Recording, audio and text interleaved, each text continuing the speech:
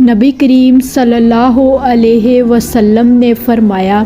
جو شخص جمعے کے دن غسل کرے اور خوب اچھی طرح سے پاکی حاصل کرے اور تیل استعمال کرے یا گھر میں جو خوشبو میسر ہو استعمال کرے، پھر نماز جمعہ کے لیے نکلے اور مسجد میں پہنچ کر دو آدمیوں کے درمیان نہ گھسے، پھر جتنی ہو سکے نفل نماز پڑھے اور جب امام خطبہ شروع کرے تو خاموش سنتا رہے، تو اس جمعے سے لے کر دوسرے جمعے تک سارے گناہ معاف کر دیے جاتے ہیں۔ صحیح بخاری حدیث نمبر 883۔